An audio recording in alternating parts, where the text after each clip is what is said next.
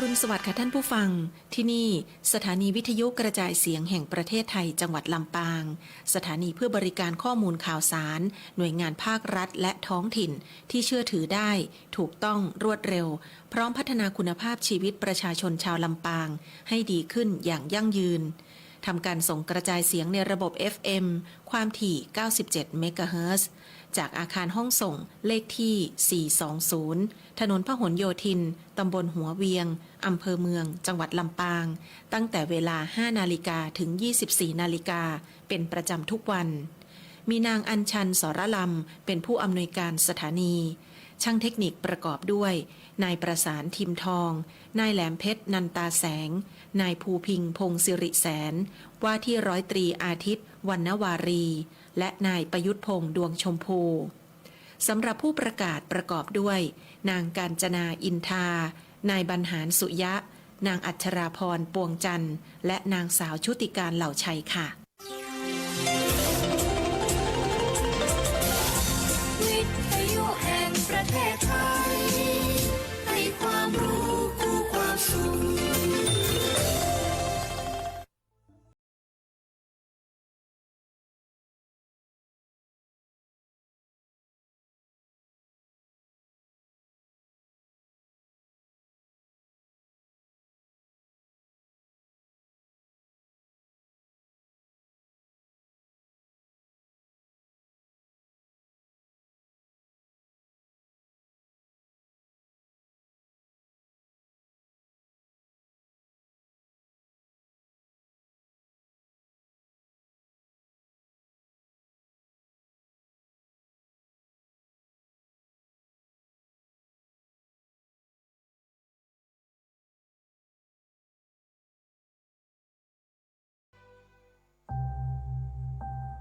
สถานีวิทยุกระจายเสียงแห่งประเทศไทย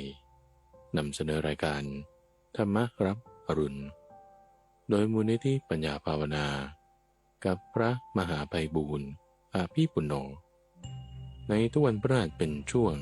กลางประสูติที่เป็นกลางข้อมูลที่มีบทเปลี่ยนชนะและความหมายที่ลึกซึ้งงดงามน่าฟังตั้งแต่ต้นให้พ้นจนถึงที่สุดและจบลงอย่างสวยงามเป็นประสูติเรื่องราวที่มาในพระไตรปิฎกที่เมื่อฟังแล้วจะมีการตกผลึกของความคิดเกิดเป็นความคล่องปากจำได้ขึ้นใจแทงตลอดด้วยปัญญาอย่างดีเป็นสัมมาทิฏฐิได้ในวันนี้ก็นำเสนอพระสูตรที่มาในสังยุตตนิกาย3 พระสูตรด้วยกันบูฟังเป็นเรื่องเกี่ยวกับปริยายที่จะเป็นการตรวจสอบว่าเราบรรลุธรรมขั้นใดขั้นหนึ่งซึ่งอยากให้ท่านผู้ฟังได้ฟังอุปมาอุปไมยให้ชัดเจนว่าที่จะรู้เนี่ยมันแตกต่างกับที่ฟังมาอย่างไรนั่นคือในอัตถินุโขปริยายสูตรเป็นพระสูตรสั้นๆไม่ยาวแต่เนื้อหาดีมากพระสูตรที่2นั้นก็คือบทสนทนาที่เมืองโกสัมพีที่มีภิกษุ3 รูปคุยกันมีอุปมาที่น่าสนใจอันหนึ่งเกี่ยวกับการที่บุคคลกระหายน้ำไปถึงบ่อที่มีน้ำแล้วแต่ว่ามันไม่มีเชือกที่จะไปตักน้ำขึ้นมาได้รู้ว่ามีน้ำแน่นอนเนี่ยเห็นน้ำอยู่ต่อหน้าแต่ยังไม่ถึงเนี่ยเป็นอุปมาที่น่าสนใจที่พูดถึงคนที่ปฏิบัติธรรมรู้แน่ละว่าเส้นทางนี้จะไปถึงนิพพานได้แต่ว่าตัวเองยังไม่ถึงเลยประสูตรหนึ่งที่เป็นเรื่องตรัสกับผู้ใหญ่บ้านที่ชื่อว่าราศียะซึ่งนี้เคยนำมาให้ท่านผู้ฟังเมื่อช่วงต้นปีที่แล้วแต่อยากให้ฟังเทียบเคียงถึงเนื้อหาที่จะเป็นความเข้าใจที่ถูกต้องว่าเราอย่าเหมาไปว่าคนที่เสพกามไม่ดีทุกคนเราก็ต้องมีการแยกแยะแจกแจงเพราะว่ามุมมองใดที่ให้เกิดประโยชน์มุมมองนั้นดีเป็นสัมมามุมมองใดที่ไม่ให้เกิดประโยชน์มุมมองนั้นไม่ดีเป็นมิจฉา ประโยชน์นั้นคือประโยชน์ต่อการบรรลุนิพพานต้องรู้จักที่จะแบ่งสัดส่วนให้ดีหนึ่งพูดถึงคนที่ยังบริโภคกามแต่ยังมีส่วนดีอยู่ในการให้ทานบ้างในการจับจ่ายให้เกิดประโยชน์ต่อเงินทองที่มีนั้นให้ฟังเพื่อที่จะให้เกิดมุมมองที่ถูกต้องได้อุปมาหนึ่งที่อยากจะให้ทุกฟังตั้งไว้ในใจซะก่อนที่จะไปฟังประสูตรเรื่องเกี่ยวกับการรู้ว่าเราจะบรรลุธรรมหรือไม่เราก็อย่างเช่นว่าถ้ามีคนเขาเล่าให้ฟังรีวิวนะว่าอาหารนี้ดีสินค้าชนิดนี้ดีอ่านคอมเมนต์อ่านรีวิวแล้วดีแต่ว่าเรายังไม่ได้เอามาใช้งานเราก็ยังไม่รู้หรอกว่ามันดีจริงหรือไม่คือได้แต่ฟังเขาเฉยๆเช่นเดียวกันธรรมะนี่เราแหมก็เขาบอกว่าดีแต่ว่าถ้าเรายังไม่ได้นำมาใช้เราไม่รู้หรอกว่ามันจะดีหรือไม่ใช่แล้วมันอาจจะดีไม่ดีอาจจะทำได้ไม่ได้อันนี้เราจึงจะค่อยรู้แล้วเราจึงจะค่อยทำต่อไปดังนั้นการลงมือทำจึงเป็นจุดที่สำคัญในที่นี้ก็จะพูดถึงว่าเมื่อมีภาษามากระทบแล้วเรารู้ไหมมีความโกรธไหมถ้ามีความโกรธอยู่ยังไม่บรรลุแน่ล่ะแต่ถ้ามีภาษามากระทบแล้วเราไม่มีความโกรธนี่มันเริ่มเห็นธรรมแล้วเราจะรู้ได้ตรงนี้ญาณจะเกิดขึ้นแบบนี้ขอเชิญรับฟังพระสูตรว่าด้วยคำถามเกี่ยวกับเหตุอธินุโขปริยายสูตรสังยุตตนิกายสลายตนะสังยุตเล่มที่18ข้อที่153ภิกษุทั้งหลายภิกษุอาศัยเหตุใดพยากรณ์อรหัตผลเมื่อเว้นจากความเชื่อเว้นจากความชอบใจเว้นจากการฟังตามกันมาเว้นจากการคิดตรองตามแนวเหตุผลเว้นจากการเข้าได้กับทฤษฎีที่พินิจไว้แล้วจึงจะรู้ว่าการเกิดสิ้นแล้วอยู่จบพรหมจรรย์แล้วทำกิจที่ควรทำสำเร็จแล้วไม่มีกิจอื่นเพื่อความเป็นอย่างนี้อยู่อีกต่อไปเหตุนั้นมีอยู่หรือก็แต่พระผู้เจริญธรรมะของพวกข้าพระองค์ทั้งหลายมีพระผู้มีพระภาคเป็นหลักมีพระผู้มีพระภาคเป็นผู้นำมีพระผู้มีพระภาคเป็นที่พึ่งก็แต่พระองค์ผู้เจริญขอประทานวโรกาสเฉพาะพระผู้มีพระภาคเท่านั้นที่จะทรงอธิบายเนื้อความแห่งภาสิทธินั้นให้แจ่มแจ้งได้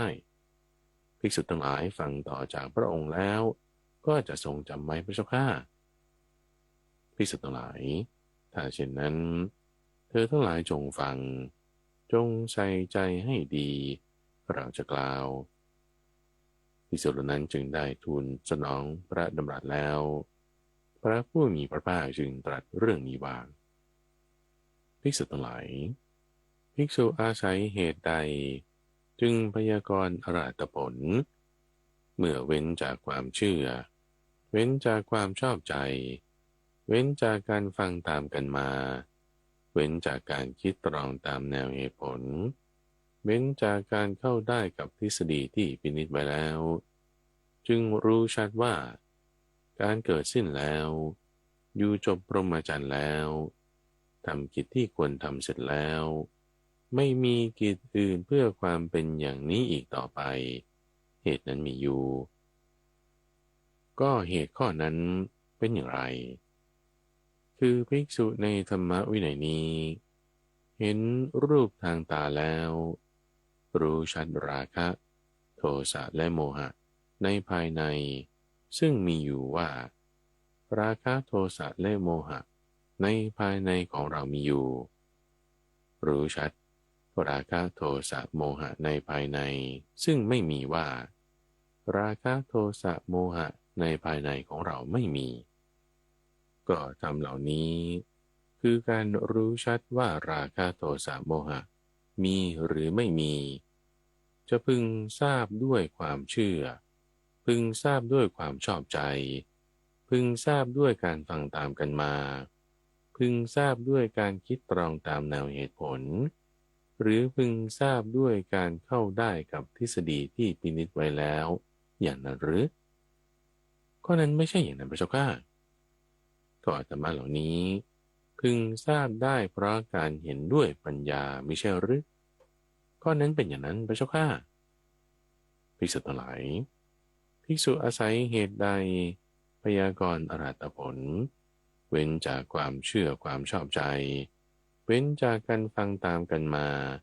เว้นจากการคิดตรองตามแนวเหตุผลเว้นจากการเข้าได้กับทฤษฎีที่พินิจไว้แล้วจึงรู้ชัดว่าการเกิดสิ้นแล้วพรหมจรรย์อยู่จบแล้วกิจที่ควรทำได้ทำเสร็จแล้วไม่มีกิจอื่นเพื่อความเป็นอย่างนี้อีกต่อไปเหตุนั้นเป็นอย่างนี้แหละอีกประการหนึ่งภิกษุฟังเสียงด้วยหูลิ้มรสด้วยลิ้นสัมผัสโผฏฐัพพะด้วยกายหรือรู้แจ้งธรรมารมณ์ด้วยใจแล้วก็รู้แจ้งชัดราคะโทสะและโมหะในภายในซึ่งมีอยู่ว่าราคะโทสะโมหะในภายในของเรามีอยู่รู้ชัดราคะโทสะโมหะในภายในซึ่งไม่มีว่าราคะโทสะโมหะในภายในของเราไม่มีก็เมื่อเป็นอย่างนี้ธรรมะเหล่านี้พึงทราบด้วยความเชื่อพึงทราบด้วยความชอบใจพึงทราบด้วยการฟังตามกันมาพึงทราบด้วยการคิดตรองตามแนวเหตุผลหรือพึงทราบด้วยการเข้าได้กับทฤษฎีที่พินิจไว้แล้วบ้างอย่างนั้นหรือเพราะนั้นไม่ใช่อย่างนั้นพระเจ้าข้าก็ธรรมะเหล่านี้พึงทราบได้เพราะเห็นด้วยปัญญาไม่ใช่หรือข้อนั้นเป็นอย่างนั้นพระเจ้าข้าภิกษุทั้งหลายอาศัยเหตุใดพยากรณ์อรหัตผลเว้นจากความเชื่อเว้นจากความชอบใจเว้นจากการฟังตามกันมา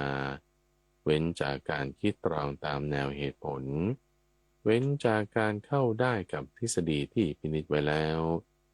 จึงรู้ชัดว่าการเกิดสิ้นแล้วอยู่จบพรหมจรรย์แล้วทำกิจที่ควรทำเสร็จแล้วไม่มีกิจอื่นเพื่อความเป็นอย่างนี้อีกต่อไปเหตุนั้นเป็นอย่างนี้แลอัตถินุโขปริยายสูตรจบประสูตรว่าด้วยการสนทนาธรรมณกรุงโกสัมพีโกสัมพีสูตร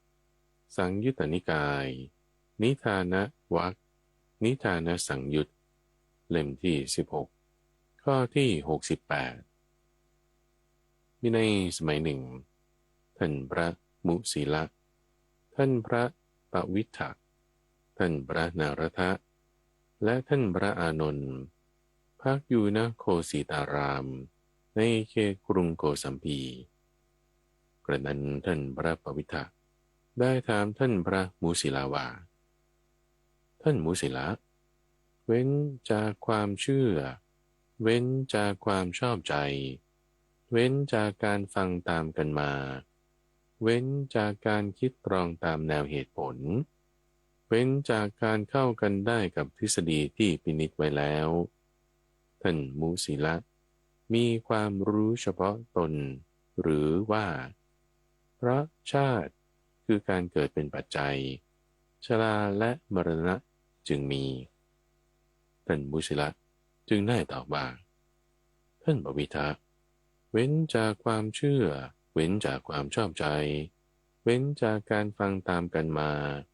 เว้นจากการคิดตรองตามแนวเหตุผล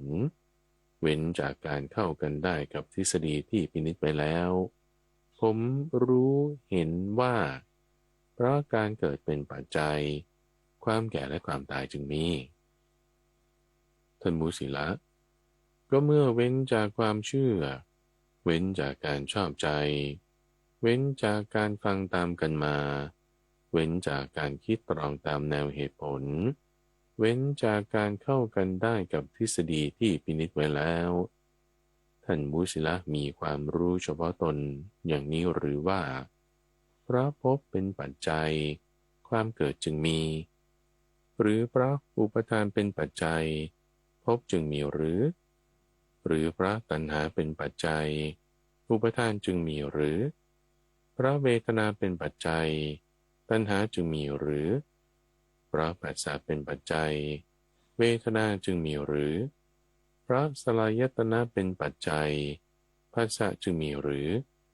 เพราะนามรูปเป็นปัจจัยสลายตนะจึงมีหรือเพราะวิญญาณเป็นปัจจัยนามรูปจึงมีหรือเพราะสังขารเป็นปัจจัยวิญญาณจึงมีหรือเพราะอวิชชาเป็นปัจจัยสังขารจึงมีหรือท่านพระมูสิละจึงได้ตอบว่าท่านพระวิทาเว้นจากความเชื่อเว้นจากความชอบใจเว้นจากการฟังตามกันมาเว้นจากการคิดตรองตามแนวเหตุผลเว้นจากการเข้าได้กับทฤษฎีที่พินิจไว้แล้วผมรู้เห็นว่าเพราะอวิชชาเป็นปัจจัยสังขารจึงมี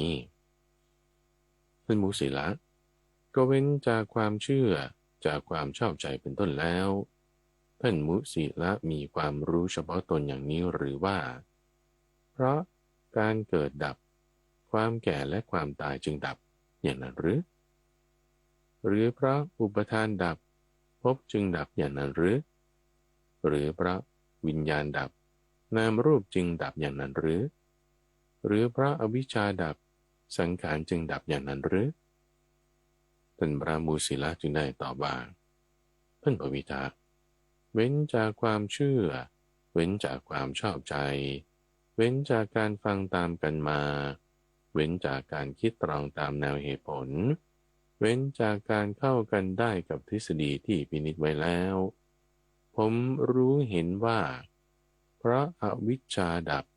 สังขารจึงดับท่านมุสิละเว้นจากความเชื่อเว้นจากความชอบใจเว้นจากการฟังตามกันมาเว้นจากการคิดตรองตามแนวเหตุผลเว้นจากการเข้ากันได้กับทฤษฎีที่พินิจไว้แล้ว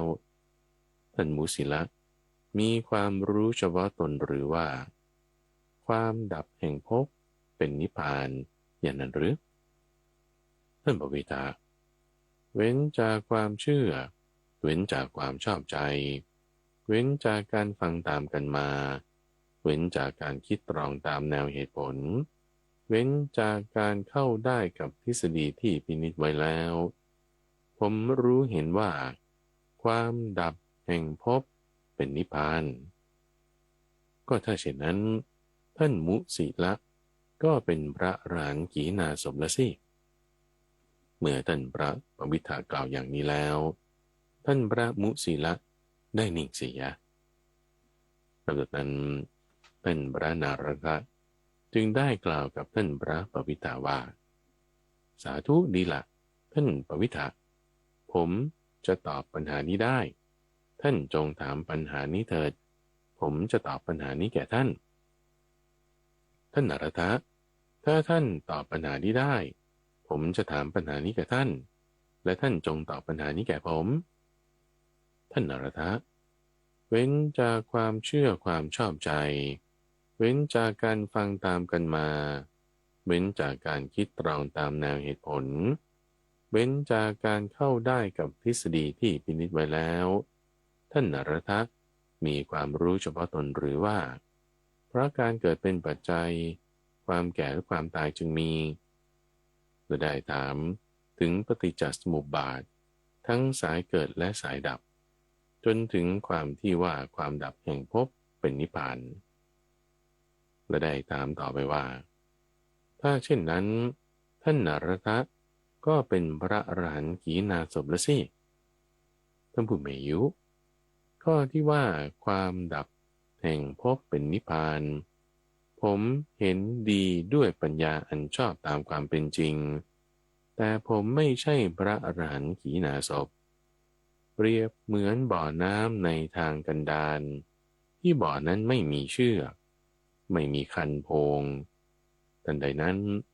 มีบุรุษเดินผ่าความร้อนอบอ้าวเหน็ดเหนื่อยเมื่อล้ากระหายน้ำมาเขามองดูบ่อน้ำนั้นก็รู้ว่ามีน้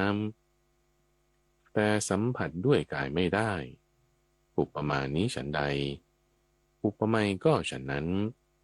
คือข้อที่ว่าความดับแห่งภพเป็นนิพพานผมก็เห็นดีด้วยปัญญาอันชอบตามความเป็นจริงแต่ผมไม่ใช่พระอรหันต์ขีณาสพเมื่อท่านพระนรตากล่าวอย่างนี้แล้วท่านพระอานนท์ได้ถามท่านพระปวิตรว่าท่านพระปวิตรชอบพูดอย่างนี้ท่านพูดอะไรกับท่านพระนรตาบ้างท่านอานนท์ผมชอบพูดอย่างนี้ผมไม่ได้พูดอะไรกับท่านพระนรตะนอกจากกัลยาณธรรมนอกจากกุศลธรรมโกสัมภิสูตรจบประสูตรว่าด้วยผู้ใหญ่บ้านชื่อราศียะราศียสูตรสังยุตตนิกายคามนิสังยุตเล่มที่18ข้อที่364กระนั้นผู้ใหญ่บ้านชื่อราศียะเข้าไปเฝ้าพระผู้มีพระภาคถึงที่ประทับถวายบังคมแล้วนั่งณที่สมควรได้ทูลถามกับพระผู้มีพระภาคว่าข้าแต่พระองค์ผู้เจริญข้าพระองค์ได้ยินมาว่าพระสมณโคดมทรงตำหนิตบะทุกชนิดทรงชี้โทษและคัดค้านผู้บำเพ็ญตบะทั้งปวงว่าเป็นผู้อยู่เศร้าหมองโดยส่วนเดียวข้าแต่พระองค์ผู้เจริญสมณะที่กล่าวอย่างนี้ว่าพระสมณโคดมทรงตำหนิตบะทุกชนิดทรงชี้โทษและคัดค้านผู้บำเพ็ญตบะทั้งปวงว่าเป็นผู้อยู่เศร้าหมองโดยส่วนเดียวดังนี้นั้นชื่อว่าพูดตรงตามที่พระผู้มีพระภาคเจ้าตรัสไว้ไม่ชื่อว่ากล่าวตู่พระผู้มีพระภาคด้วยคำเท็จอย่างนั้นหรือชื่อว่ากล่าวแก้อย่างสมเหตุสมผลแล้วหรือไม่มีบ้างหรือที่คำกล่าวเช่นนั้นและคำกล่าวต่อกันมาจะเป็นเหตุให้ถูกตำหนิได้พระผู้มีพระภาคจึงได้ตรัสตอบว่าผู้ใหญ่บ้านสมณพราหมณ์ที่กล่าวอย่างนี้ว่าพระสมณโคดมทรงตำหนิตบะทุกชนิดทรงชี้โทษและคัดค้านผู้บำเพ็ญตบะทั้งปวงว่าเป็นผู้อยู่เศร้าหมองโดยส่วนเดียวนั้นไม่ชื่อว่าพูดตรงตามคำที่เราพูดไว้และชื่อว่ากล่าวตู่เราด้วยคำเปล่าอันเป็นเท็จผู้ใหญ่บ้านที่สุดสองอย่างนี้บรรพชิตไม่พึงเสพคือหนึ่งกามสุขัลลิกานุโยคคือการหมกมุ่นอยู่ด้วยสุขในกามทั้งหลายเป็นธรรมอันซามเป็นของชาวบ้านเป็นของปุถุชนไม่ใช่ของพระอริยะไม่ประกอบด้วยประโยชน์และสองอัตตกิลมัฏฐานุโยคคือการประกอบความลำบากเดือดร้อนแก่ตนเป็นทุกข์ไม่ใช่ของพระอริยะไม่ประกอบด้วยประโยชน์ก็มัชฌิมาปฏิปทาที่ไม่เอียงเข้าใกล้ที่สุดสองอย่างนั้นตถาคตได้ตรัสรู้แล้วอันเป็นปฏิปทาก่อให้เกิดจักษุก่อให้เกิดญาณเป็นไปเพื่อความสงบเพื่อความรู้ยิ่งเพื่อความตรัสรู้เพื่อนิพพานก็มัชฌิมาปฏิปทาที่ตถาคตตรัสรู้แล้วอันเป็นปฏิปทาก่อให้เกิดจักษุก่อให้เกิดญาณเป็นไปเพื่อความสงบเพื่อความรู้ยิ่งเพื่อความรู้พร้อมเพื่อนิพพานนั้นเป็นอย่างไรมัชฌิมาปฏิปทานั้นได้แก่สัมมาทิฏฐิสัมมาสังกัปปะสัมมาวาจาสัมมากัมมันตะสัมมาอาชีวะสัมมาวายามะสัมมาสติและสัมมาสมาธิผู้ใหญ่บ้านนี้คือมัชฌิมาปฏิปทา ที่ตถาคตได้ตรัสรู้แล้วอันเป็นปฏิปทาก่อให้เกิดจักษุก่อให้เกิดญาณเป็นไปเพื่อความสงบเพื่อความรู้ยิ่งเพื่อความรู้พร้อมและเพื่อนิพพานท่านผู้ใหญ่บ้านกามโภคีบุคคลคือบุคคลผู้ยังยินดีการบริโภคกามสามจำพวกเหล่านี้มีอยู่ในโลกสามจำพวกอย่างไรคือกามโภคีบุคคลบางคนในโลกนี้แสวงหาทรัพย์โดยไม่ชอบธรรมด้วยการงานที่ผิดครั้นแสวงหาได้แล้วไม่เลี้ยงตนให้อิ่มหนำและไม่แจกจ่ายไม่ทำบุญหรือกามโภคีบุคคลบางคนในโลกนี้แสวงหาโภคทรัพย์โดยไม่ชอบธรรมด้วยการงานที่ผิดครั้นแสวงหาทรัพย์แล้วเลี้ยงตนให้อิ่มหนำสำราญแต่ไม่แจกจ่ายไม่ทำบุญหรือกามบุคคลบางคนในโลกนี้แสวงหาโภคทรัพย์โดยไม่ชอบทำด้วยการงานที่ผิดครั้นแสวงหาได้แล้วเลี้ยงตนให้อิ่มหนำสำราญและแจกจ่ายทำบุญประการที่สองกามโภคีบางคนในโลกนี้แสวงหาโภคทรัพย์โดยชอบธรรมและไม่ชอบธรรมบ้างด้วยการงานที่ผิดบ้างไม่ผิดบ้างครั้นแสวงหาได้แล้วไม่เลี้ยงตนให้อิ่มหนำสำราญและไม่แจกจ่ายทำบุญหรือกามโภคีบุคคลบางคนในโลกนี้แสวงหาโภคทรัพย์โดยชอบธรรมและไม่ชอบธรรมบ้างด้วยการงานที่ผิดบ้างไม่ผิดบ้างครั้นแสวงหาได้แล้วเลี้ยงตนให้อิ่มหนำสำราญแต่ไม่แจกจ่ายไม่ทำบุญหรือกามโภคีบุคคลบางคนในโลกนี้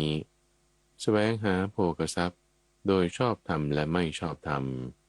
ด้วยการงานที่ผิดบ้างไม่ผิดบ้าง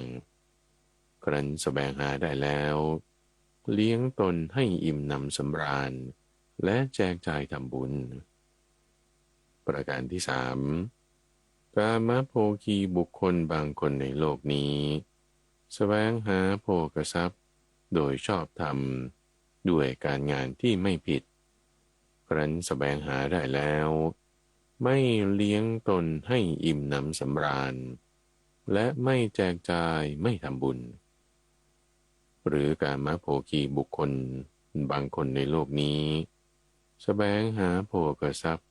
โดยชอบธรรมด้วยการงานที่ไม่ผิดครั้นแสวงหาได้แล้ว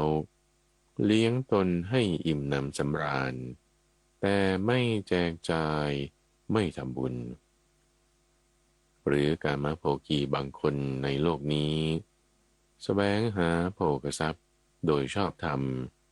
ด้วยการงานที่ไม่ผิดครั้นแสวงหาได้แล้วเลี้ยงตนให้อิ่มหนำสำราญ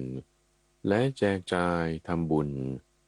แต่เป็นผู้มัวเมาจดจ่อไม่เห็นโทษไม่มีปัญญาเป็นเครื่องสลัดออกใช้สอยโภคทรัพย์เหล่านั้นและกามโภคีบุคคลบางคนในโลกนี้แสวงหาโภคทรัพย์โดยชอบธรรมด้วยการงานที่ไม่ผิดครั้นแสวงหาได้แล้วเลี้ยงตนให้อิ่มหนำสำราญและแจกจ่ายทำบุญทั้งเป็นผู้ไม่มัวเมาไม่หมกมุ่นไม่จดจ่อเห็นโทษมีปัญญาเป็นเครื่องสลัดออกใช้สอยโภคทรัพย์เหล่านั้นผู้ใหญ่บ้านในบรรดากามโภคีบุคคลสามจำพวกนั้นกามโภคีบุคคลที่แสวงหาโภคทรัพย์โดยไม่ชอบธรรมด้วยการงานที่ผิดครั้นแสวงหาได้แล้วไม่เลี้ยงตนให้อิ่มหนำสำราญไม่แจกจ่ายไม่ทำบุญนี้ควรติเตียนโดยสามสถาน สถานอะไรบ้างคือควรติเตียนโดยสถานที่หนึ่งนี้ว่าแสวงหาโภคทรัพย์โดยไม่ชอบธรรมด้วยการงานที่ผิดควรติเตียนโดยสถานที่สองนี้ว่าไม่เลี้ยงตนให้อิ่มหนำสำราญควรติเตียนโดยสถานที่สามนี้ว่าไม่แจกจ่ายไม่ทำบุญกามโภคีผู้นี้ควรติเตียนโดยสามสถานนี้ก็กามโภคีบุคคลที่แสวงหาโภคทรัพย์โดยไม่ชอบธรรมด้วยการงานที่ผิดครั้นแสวงหาได้แล้วเลี้ยงตนให้อิ่มหนำสำราญแต่ไม่แจกจ่ายไม่ทำบุญนี้ควรติเตียนโดยสองสถานและควรสรรเสริญโดยหนึ่งสถานสองสถานอะไรบ้างคือควรติเตียนโดยสถานที่หนึ่งนี้ว่าแสวงหาโภคทรัพย์โดยไม่ชอบธรรมด้วยการงานที่ผิดควรติเตียนโดยสถานที่สองนี้ว่าไม่แจกจ่ายไม่ทำบุญควรสรรเสริญโดยหนึ่งสถานคืออะไรควรสรรเสริญโดยสถานเดียวนี้ว่าเลี้ยงตนให้อิ่มหนำสำราญกามโภคีบุคคลนี้ควรติเตียนโดยสองสถานนี้ควรสรรเสริญโดยสถานเดียวนี้ก็กามโภคีบุคคลผู้แสวงหาโภคทรัพย์โดยไม่ชอบธรรมด้วยการงานที่ผิดครั้นแสวงหาได้แล้วเลี้ยงตนให้อิ่มหนำสำราญและแจกจ่ายทำบุญนี้ควรติเตียนโดยหนึ่งสถานและควรสรรเสริญโดยสองสถานก็ควรติเตียนโดยหนึ่งสถานอะไรคือควรติเตียนโดยสถานเดียวนี้ว่าแสวงหาโภคทรัพย์โดยไม่ชอบธรรมด้วยการงานที่ผิดควรสรรเสริญโดยสองสถานอะไรคือควรสรรเสริญโดยสถานที่หนึ่งว่าเลี้ยงตนให้อิ่มหนำสำราญควรสรรเสริญโดยสถานที่สองว่าแจกจ่ายและทำบุญกามโภคีบุคคลนี้ควรติเตียนโดยสถานเดียวอย่างนี้ควรสรรเสริญโดยสองสถานนี้ก็กามโภคีบุคคลที่แสวงหาโภคทรัพย์โดยชอบธรรมและไม่ชอบธรรมด้วยการงานที่ผิดบ้างไม่ผิดบ้างครั้นแสวงหาได้แล้วไม่เลี้ยงตนให้อิ่มหนำสำราญไม่แจกจ่ายไม่ทำบุญนี้ควรสรรเสริญโดยหนึ่งสถานควรติเตียนโดยสามสถานควรสรรเสริญโดยสถานเดียวคืออะไรคือควรสรรเสริญโดยสถานเดียวนี้ว่าแสวงหาโภคทรัพย์โดยชอบธรรมด้วยการงานที่ไม่ผิดควรติเตียนโดยสามสถานอะไรบ้างคือควรติเตียนโดยสถานที่หนึ่งว่าแสวงหาโภคทรัพย์โดยไม่ชอบธรรมด้วยการงานที่ผิดควรติเตียนโดยสถานที่สองนี้ว่าไม่เลี้ยงตนให้อิ่มหนำสำราญควรติเตียนโดยสถานที่สามนี้ว่าไม่แจกจ่ายไม่ทำบุญกามโภคีบุคคลผู้นี้ควรสรรเสริญโดยหนึ่งสถานและควรติเตียนโดยสามสถานนี้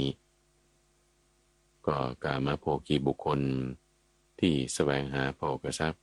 โดยชอบธรรมและไม่ชอบธรรมด้วยการงานที่ผิดบ้างไม่ผิดบ้างครั้นแสวงหาได้แล้วเลี้ยงตนให้อิ่มหนำสำราญแต่ไม่แจกจ่ายไม่ทำบุญนี้ควรสรรเสริญโดยสองสถานควรติเตียนโดยสองสถานควรสรรเสริญโดยสองสถานอะไรบ้างคือควรสรรเสริญโดยสถานที่หนึ่งนี้ว่าแสวงหาโภคทรัพย์โดยชอบธรรมด้วยการงานที่ไม่ผิดควรสรรเสริญโดยสถานที่สองนี้ว่า เลี้ยงตนให้อิ่มหนำสำราญควรติเตียนโดยสองสถานอะไรบ้างควรติเตียนโดยสถานที่หนึ่งนี้ว่าแสวงหาโภคทรัพย์โดยไม่ชอบธรรมด้วยการงานที่ผิดควรติเตียนโดยสถานที่สองนี้ว่าไม่แจกจ่ายไม่ทำบุญกามโภคีบุคคลนี้ควรสรรเสริญโดยสองสถานนี้ควรติเตียนโดยสองสถานนี้ก็กามโภคีบุคคลที่แสวงหาโภคทรัพย์โดยชอบธรรมและไม่ชอบธรรมด้วยการงานที่ผิดบ้างไม่ผิดบ้างครั้นแสวงหาได้แล้วเลี้ยงตนให้อิ่มหนำสำราญทั้งแจกจ่ายและทำบุญ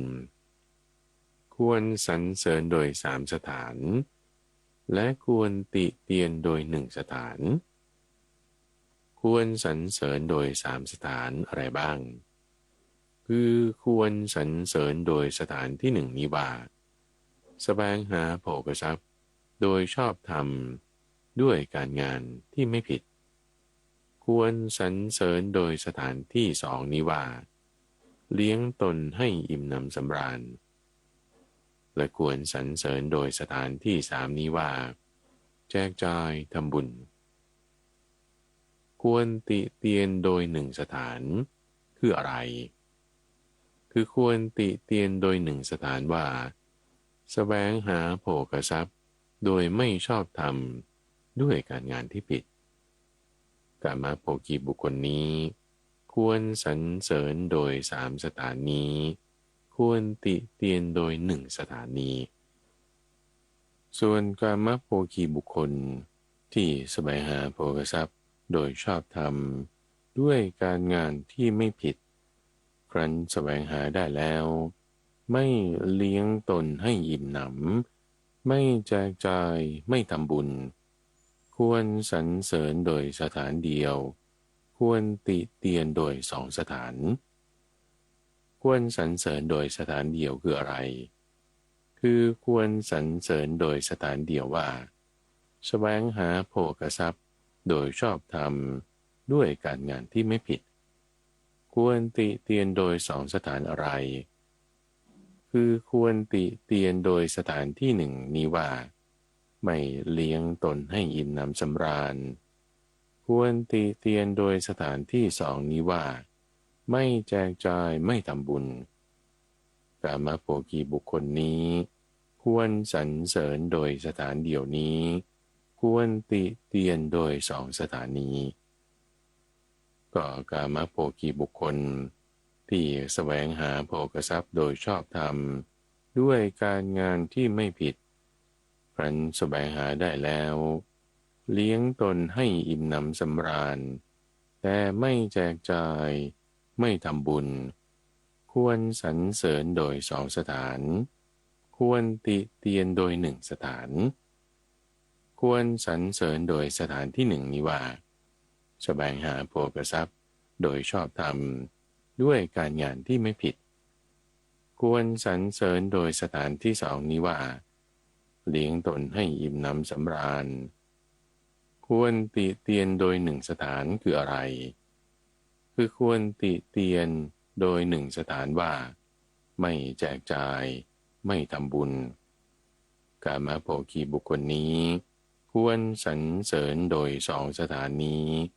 ควรติเตียนโดยหนึ่งสถานีส่วนกามโภคีบุคคลที่แสวงหาโภคทรัพย์โดยชอบธรรมด้วยการงานที่ไม่ผิดครั้นแสวงหาได้แล้วเลี้ยงตนให้อิ่มหนำสำราญแจกจ่ายและทำบุญแต่เป็นผู้มัวเมาหมกมุ่นจดจ่อไม่เห็นโทษไม่มีปัญญาเครื่องสลัดออกใช้สอยโภคทรัพย์เหล่านั้นอยู่ควรสรรเสริญโดยสามสถานควรติเตียนโดยหนึ่งสถานควรสรรเสริญโดยสามสถานอะไรบ้างคือควรสรรเสริญโดยสถานที่หนึ่งว่าแสวงหาโภคทรัพย์โดยชอบธรรม ด้วยการงานที่ไม่ผิดควรสรรเสริญโดยสถานที่สองว่าเลี้ยงตนให้อิ่มหนำสำราญควรสรรเสริญโดยสถานที่สามว่าแจกจ่ายและทำบุญและควรติเตียนโดยหนึ่งสถานคืออะไร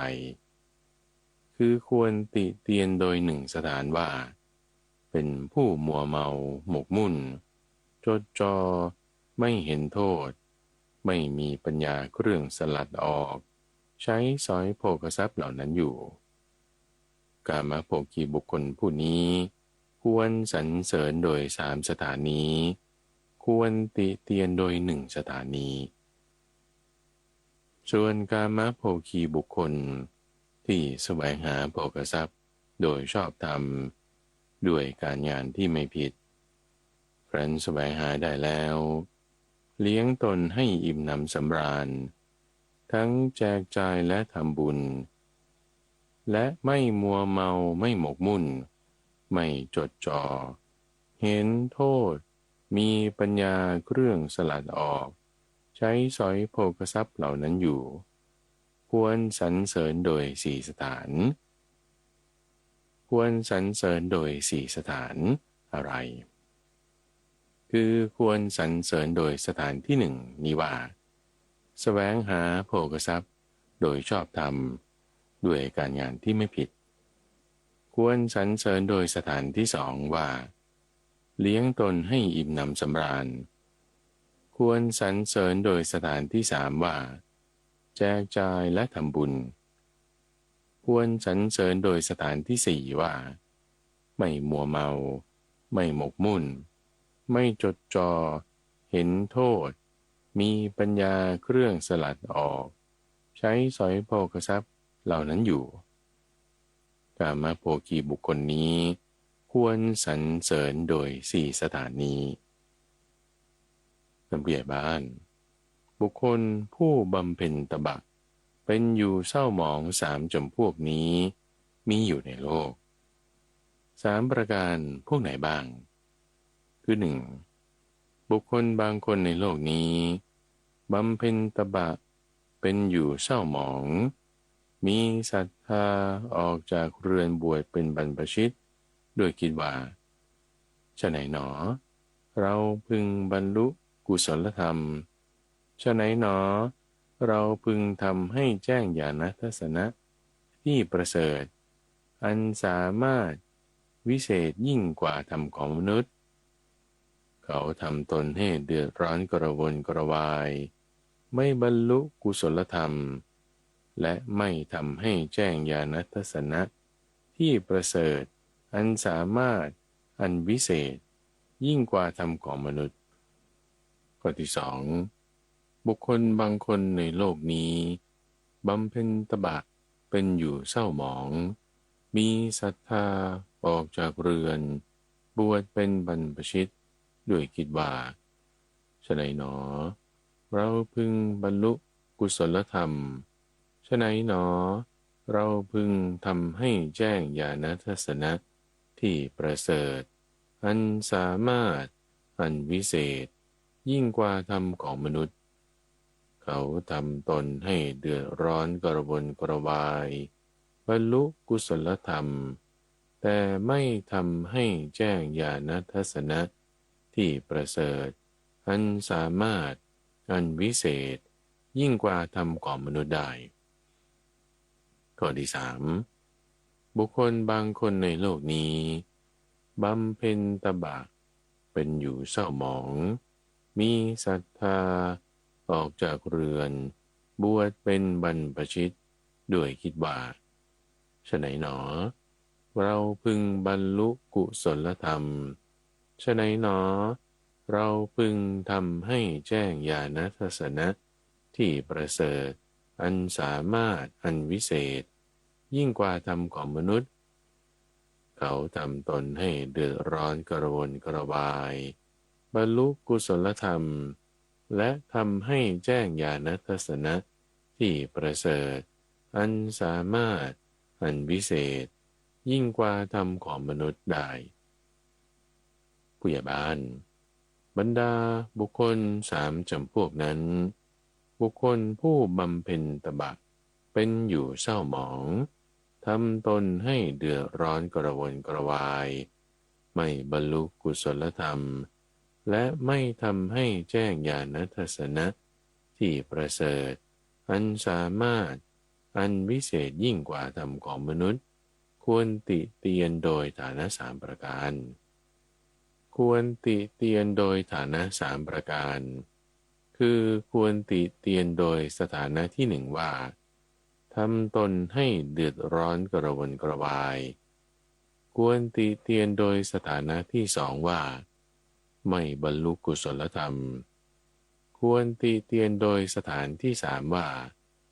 ไม่ทำให้แจ้งญาณทัสสนะที่ประเสริฐอันสามารถอันวิเศษยิ่งกว่าธรรมของมนุษย์บุคคลผู้บำเพ็ญตบะเป็นอยู่เศร้าหมองนี้ควรติเตียนโดยสามสถานนี้บุคคลผู้บำเพ็ญตบะเป็นอยู่เศร้าหมองทำตนให้เดือดร้อนกระวนกระวายบรรลุธรรมแต่ไม่ทำให้แจ้งญาณทัสสนะอันประเสริฐสามารถยิ่งกว่าธรรมของมนุษย์ควรติเตียนโดยสองสถานควรสรรเสริญโดยสถานเดียวสองสถานอย่างไรคือควรติเตียนโดยสถานที่หนึ่งว่าทำตนให้เดือดร้อนกระวนกระวายควรติเตียนโดยสถานที่สองว่าไม่ทำให้แจ้งญาณทัสสนะที่ประเสริฐสามารถยิ่งกว่าธรรมของมนุษย์ควรสรรเสริญโดยสถานเดียวคืออะไรคือควรสรรเสริญโดยสถานเดียวที่ว่าบรรลุกุศลธรรมบุคคลผู้บำเพ็ญตบะเป็นอยู่เศร้าหมองนี้ควรติเตียนโดยสองสถานนี้และควรสรรเสริญโดยสถานหนึ่งนี้ก็บุคคลผู้บำเพ็ญตบะเป็นอยู่เศร้าหมองทำตนให้เดือดร้อนกระวนกระวายบรรลุกุศลธรรมและทำให้แจ้งญาณทัสสนะที่ประเสริฐสามารถวิเศษยิ่งกว่าธรรมของมนุษย์ควรติเตียนโดยสถานเดียวควรสรรเสริญโดยสองสถานควรติเตียนโดยสถานเดียวอย่างไรคือควรติเตียนโดยสถานที่หนึ่งนี้ว่าทำตนให้เดือดร้อนกระวนกระวายควรสรรเสริญโดยสองสถานอะไรบ้างคือควรสรรเสริญโดยสถานที่หนึ่งว่าบรรลุกุศลธรรมควรสรรเสริญโดยสถานที่สองว่าทำให้แจ้งญาณทัสสนะที่ประเสริฐสามารถวิเศษยิ่งกว่าธรรมของมนุษย์บุคคลผู้บำเพ็ญตบะเป็นอยู่เศร้าหมองนี้ควรติเตียนโดยสถานเดียวนี้ควรสรรเสริญโดยสองสถานีผู้ใหญ่บ้านธรรมะสามประการนี้ที่ผู้ปฏิบัติจะพึงเห็นชัดด้วยตนเองไม่คร่ำครึไม่ประกอบด้วยการควรเรียกให้มาดูควรน้อมเข้ามาในตนอันวินยูชนพึงรู้เฉพาะตนทำสามประการอย่างไรคือหนึ่งบุคคลผู้มีราคะย่อมคิดเบียดเบียนตนเองบ้างเบียดเบียนผู้อื่นบ้างเบียดเบียนทั้งสองฝ่ายบ้างเพราะราคะเป็นเหตุแต่เมื่อละราคะได้แล้วเขาย่อมไม่คิดเบียดเบียนตนเองบ้างไม่คิดเพื่อเบียดเบียนผู้อื่นบ้างไม่คิดเพื่อเบียดเบียนทั้งสองฝ่ายบ้างนี้เป็นธรรมที่ผู้ปฏิบัติจะพึงเห็นชัดด้วยตนเองไม่กร่ำกรึไม่ประกอบด้วยการควรเรียกให้มาดูควรน้อมเข้ามาในตน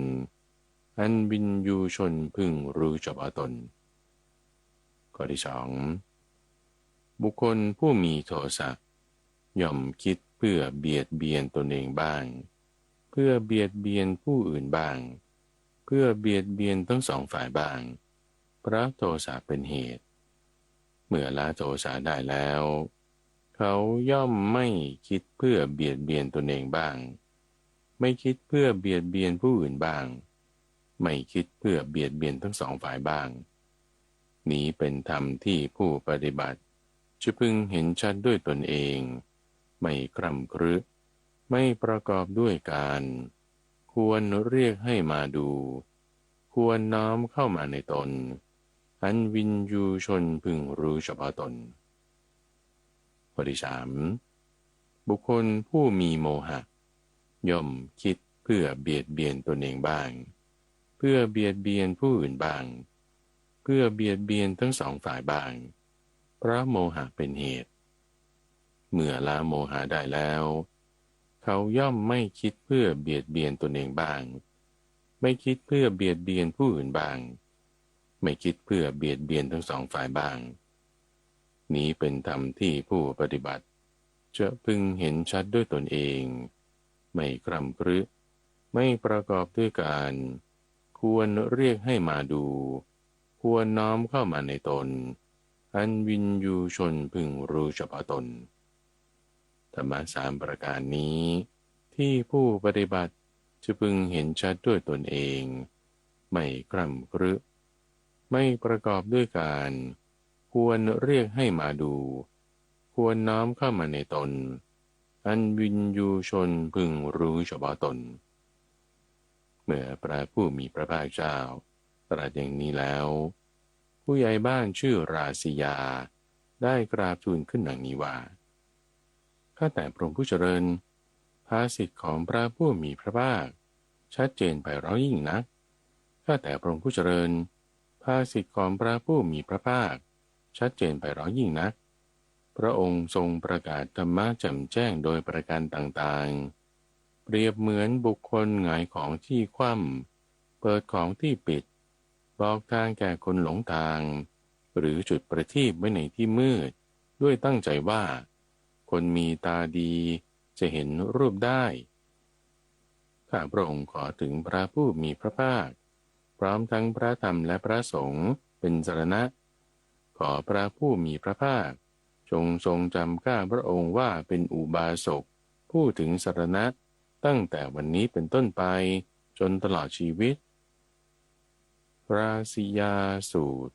จบและที่ท่านได้รับฟังจบไปนั้นคือ3พระสูตรที่มาในสังยุตตนิกายคืออธินุโขปริยายสูตรโกสัมภิยสูตรและราศียสูตร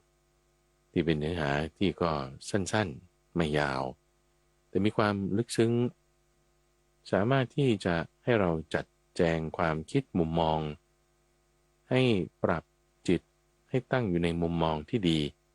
ที่จะเป็นประโยชน์ต่อการบรรลุนิพพานได้ช่วงของคลังพระสูตรจะมาพบกับท่านผู้ฟังเป็นประจำในทุกวันพฤหัสในรายการธรรมารับอรุณทางสถานีวิทยุกระจายเสียงแห่งประเทศไทยหรือว่าในเครือข่ายของกรมประชาสัมพันธ์ตามช่วงเวลาต่างๆท่านสามารถติดตามรับฟังได้ทางระบบพอดแคสต์ YouTube Channel หรือ Facebook Fanpage หรือที่เว็บไซต์ปัญญา .org panya.org รายการนี้นำเสนอโดยมูลนิธิปัญญาภาวนาพัฒนาปัญญาเพื่อความรู้ยิ่งเพื่อความรู้พร้อมและเพื่อนิพพานดำเนินรายการโดยข้าพเจ้าพระมหาไพบูลย์อาภีปุณโญและพบกันใหม่ในวันพรุ่งนี้เจริญพร